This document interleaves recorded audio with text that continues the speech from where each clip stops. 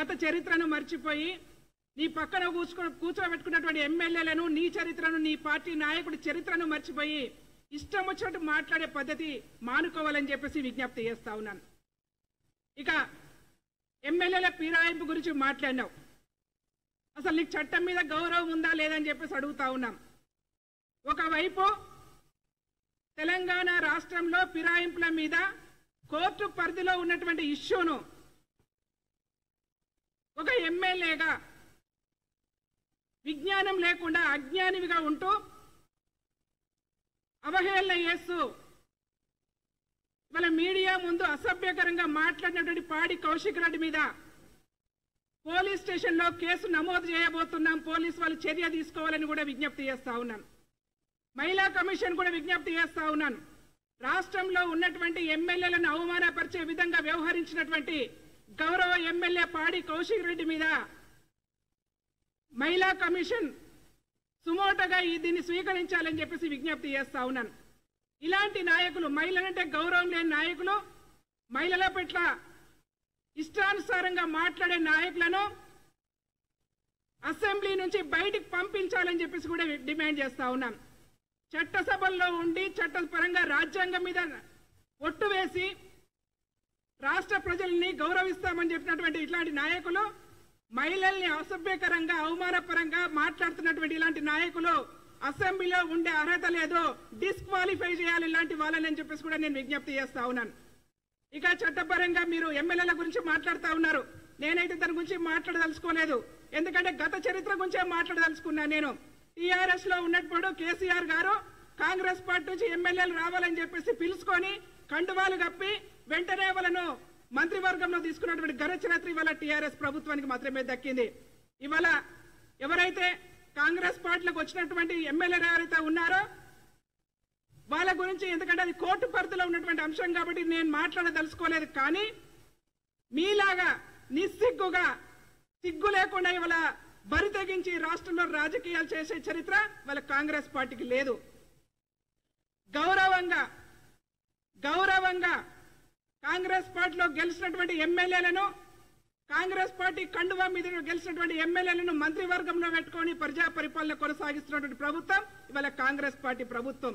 మీలాగా బరి తెగించి ఇవాళ రాష్ట్రంలో రాజకీయాలు చేయట్లేదు.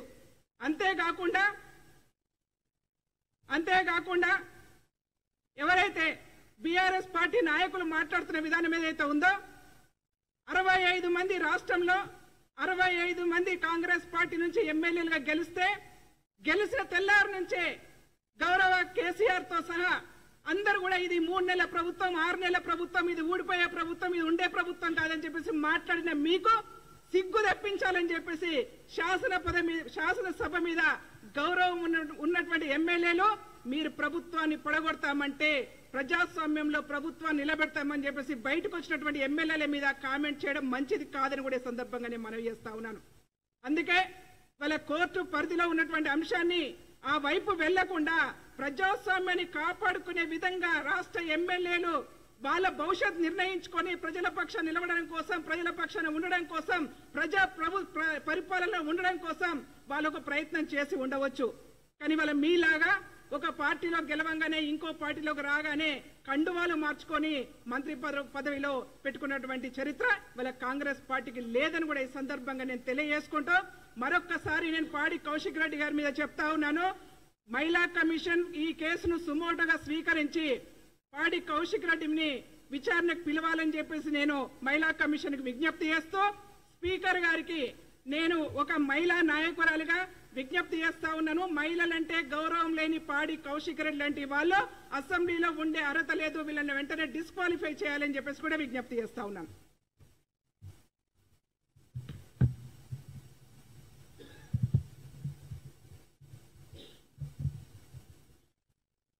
మీడియా సోదరులకి నమస్కారం. మాట్లాడితే పాడి కౌశిక్ ని ముందర పెట్టి పబ్బం గడుపుకుంటున్నటువంటి బీఆర్ఎస్ నాయకులు స్వతహాగా మీ పార్టీలో ఎదిగినటువంటి ఒక్కరు కూడా వచ్చి మాట్లాడతలేరంటే బీఆర్ఎస్ పరిస్థితి ఎట్లా ఉందో ఒక్కసారి అర్థం చేసుకోవాలి. నిజంగానే బీఆర్ఎస్ నాయకులకి నిజంగా ఉద్యమంలో పోరాటం చేసి ఈరోజు కొంత భాగం మిగిలిపోయినటువంటి బీఆర్ఎస్ నాయకులు ఎవరు కూడా ముందుకొచ్చి మాట్లాడట్లేదు అంటే వాళ్ళ చరిత్ర పూర్తి స్థాయిలో గమనించిన వాళ్ళు ఉన్నారు కాబట్టి ఒక్కళ్ళు కూడా వచ్చి బయటకు వచ్చి మాట్లాడతలేరు.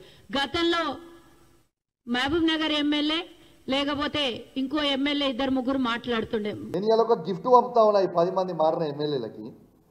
మంచిగా తెచ్చిన ఓ చీర ఇంకా గాజులు తెచ్చిన ఇలా ఈ 10 మంది ఎమ్మెల్యేలకి నేను చూపిస్తా ఉన్నా. దానం నాగేందర్ గారు, కడియం శ్రీహరి గారు, గాంధీ గారు, ఇక మారిన 10 ఎమ్మెల్యేలు, వెంకట్రావు గారు, పోచారం శ్రీనివాసరెడ్డి గారు,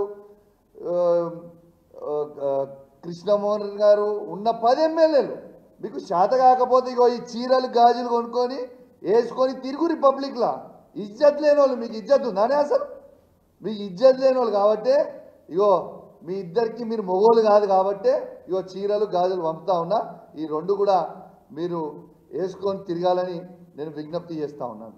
ఇలా ఎందుకు ఇంత మాట అంటున్నా అంటే నిజంగా దమ్మున్నంటే మొగోన్ లెక్క రాజకీయం చేయాలి. గజ ఎందుకు కొనుక్కుతుర్రా? ఇలా కోర్టు డిసిషన్ రాగానే మీరు అందరూ ఒకడేమో నేను పార్టీలో చేరలేదని, ఒకడేమో సుప్రీంకోర్టు బెంచ్ ఉన్నదని, ఇంకోటేమో ఇంకోటని ఖచ్చితంగా ఈ చీరలు గాజులు వేసుకోవాలి. మీరు రిజైన్ చేయకపోతే స్పీకర్ గారు నిర్ణయం తీసుకున్న కంటే ముందే మీరు రిజైన్ చేసి ఎలక్షన్లకు కోరి, లేదు అంటే ఈ 2 రోజులలో మీరు పోలేదంటే ఖచ్చితంగా ఈ చీరలు గాజులు మీ ఇంటికి కొరియర్ చేస్తా, అడ్రస్ కొని కొరియర్ చేస్తా, గ్యారంటీగా చేస్తా. అది కూడా మీడియా సమక్షంలోనే చేస్తా. ఉట్టికి కూడా ఏం చేయాలని తెలియజేస్తూ, మీరు ఎంత గజ వణికినా మీరు కేసీఆర్ గారిని మోసం చేస్తే ప్రజలు ఎవరు క్షమించడానికి సిద్ధంగా లేరు. ఖచ్చితంగా మళ్ళా మేము కేసీఆర్ గారి నాయకత్వంలో ఈ 10 నియోజకవర్గాలలో ఖచ్చితంగా మళ్ళా బీఆర్ఎస్ పార్టీ జెండా ఎగిరేబోతా ఉన్నామని చెప్పి సందర్భంగా తెలియజేస్తా ఉన్నాను. ఎలక్షన్లు రావడం తథ్యం.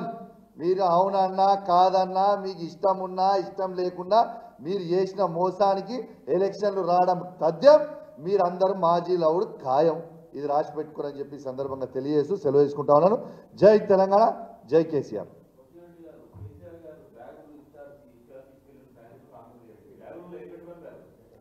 ఈ బ్యాగ్లో ఏం పెట్టి మెటీరియల్ పంపినాం.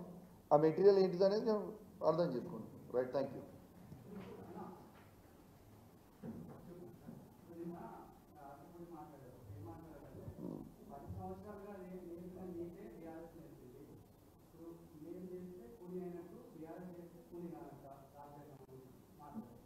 నేను స్ట్రేట్గా అడుగుతున్నా, ఈ 10 ఇయర్స్లో కేసీఆర్ గారు ఒక్కరికి ఇండివిజువల్గా కండువ కప్పింది మీరు చూపిస్తే నా ఎమ్మెల్యే పదవికి నేను రాజీనామా చేస్తాను. నంబర్ 1. నంబర్ 2, అందరినీ కూడా కేసీఆర్ గారు పార్టీని ఇట్లా ఇండివిజువల్గా తీసుకోలే, ఎవరిని పార్టీని వాళ్ళ సిఎల్పిని బీఆర్ఎస్ పార్టీలో విలీనం చేసిరు తప్పితే వాళ్ళు వచ్చి ఎవరు కూడా కేసీఆర్ గారు ఇండివిజువల్ కండువ కప్పలేదు ఇక్కడ. రెండోది, అసలు స్టార్ట్ చేసింది ఎవరా? ఈ సంస్కారాన్ని స్టార్ట్ చేసింది ఎవరు? కాంగ్రెస్ పార్టీ కాదా?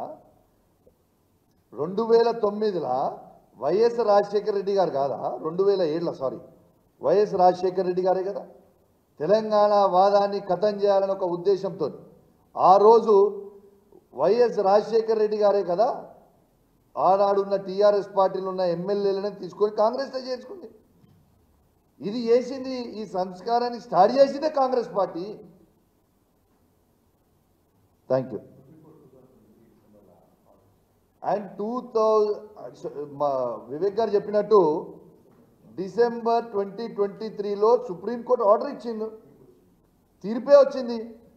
డిసిషన్ అనేది ఎవరైనా పార్టీలు మారితే 3 months లోపల వాళ్ళని డిస్క్వాలిఫై చేయాలి, ఈ నిర్ణయం తీసుకోవాలని సుప్రీంకోర్టు ఫుల్ బెంచ్ తీర్పు.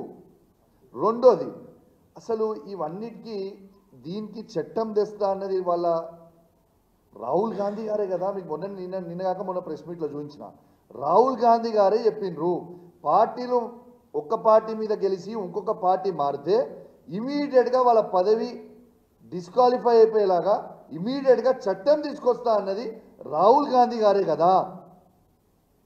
మరి హిమాచల్ ప్రదేశ్లో ఒకటి, కర్ణాటకలో ఒకటి, తెలంగాణలో ఒకటి, ఈ ఉన్న 3 రాష్ట్రాలలో కూడా ఒక్కొక్క తీరుగా ఉంది.